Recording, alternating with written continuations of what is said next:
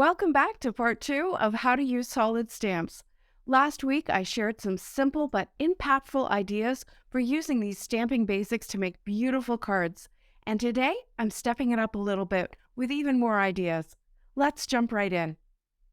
My next idea is to use a solid stamp with black ink to stamp silhouettes. This is especially effective when you stamp on colorful paper, either solid colored cardstock or patterned paper, or in my case, a roll-off sheet from one of my gel print sessions. This background was created with acrylic paints, and I wasn't sure if the black ink would stamp on it or not. It did, but I think there's enough paint on that paper that there's some texture, and so even after about 12 times stamping, I wasn't getting a solid impression. I decided to just go with the distressed look I was getting. After all, the background itself is pretty abstract.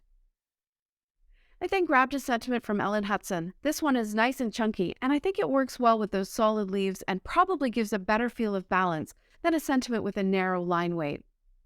To finish this one, I'm going to show you another way to add a black frame. I've got a card base stuck down to the base of my stamp positioner, and I'm taping it shut with low-tack tape. This will hold everything in place while I add the frame. I'm using a marvelous mask from a Colorful Life Designs. This is just a rectangle cutout from some stencil material. I center the stencil over my card, and then I tape it down on the edges where there's not much of the stencil to stick to that sticky grid paper. Then I started blending my black ink around the edges to build the frame. And in fact, that left side is losing its sticky, so I ended up taping that down too. If you don't have a stencil like this, you can use Post-it or washi tape along the edges of your card base to get the same look. I don't have to blend the whole thing, just the very edges. And I could keep going until I had a full, solid black frame. But since my focal image is pretty distressed, I decided to leave this ink blending a little patchy to match that feel.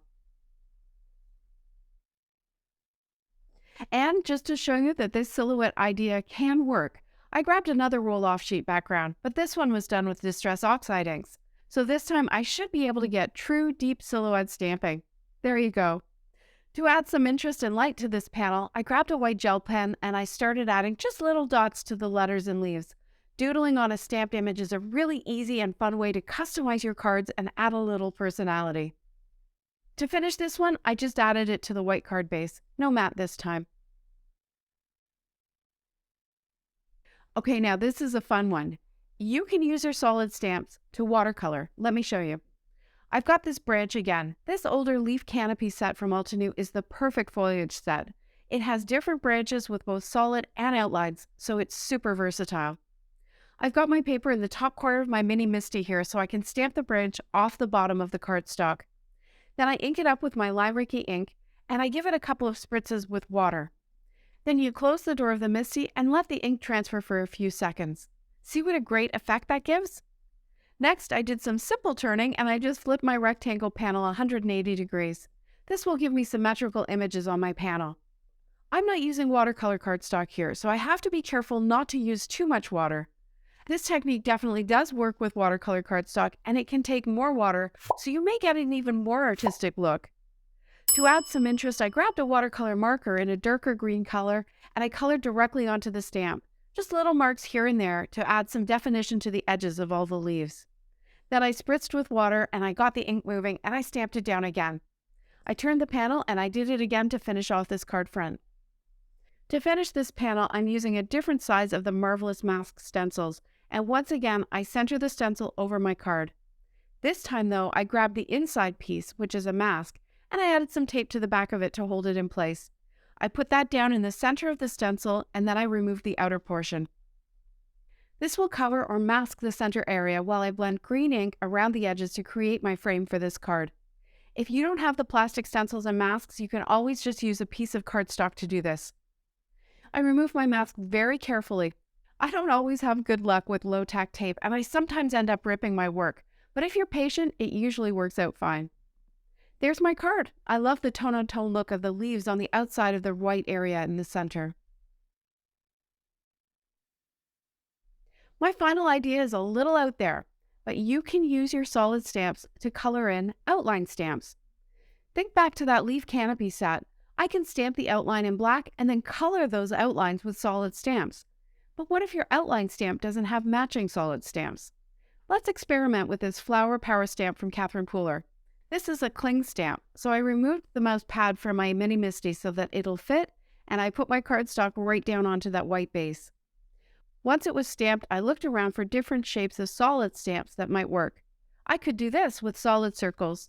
Or wait, this 6-petal flower from Folksy Florals by Altenew fits almost perfectly on the little 6-petal outlines in the background. I spent some time and I stamped my rainbow, which is kind of neat, but I'm not sure I love it. I went back to look and I saw that one of the leaves in the set will almost fit the shape that makes up the flowers in the outline, so I started playing with that. I got my turntable back out since all the little shapes are going in lots of directions, and I kept stamping and stamping what looks like a flower garden. I used circles to fill in the centers, but a little solid flower stamp would have worked well here too. One of my favorite parts of card making is experimenting and playing. It takes time, but it's fun and sometimes full of beautiful surprises. I made this one, which I think looks like water lilies in a pond. I think I also see a trillium pattern here, which is appropriate since that's the official flower of Ontario, which is the province I live in. To finish this one, I cut a circle from the panel, carefully making sure it was placed properly in the pattern. I'm holding it onto my card base with magnets so I can stamp my Avery Elle sentiment directly onto the white card base. Then I added foam tape to the back to pop the panel up. This will mean that the sentiment is recessed, which is another great way to use dimension to add some interest. Now, using solid stamps to color in a background stamp makes me start to think about all the different ways you can use background stamps, but we better leave that for another day. Have you tried any of these ideas? Which one's your favorite? Let me know in the comments below. Thanks so much for watching. See you next time.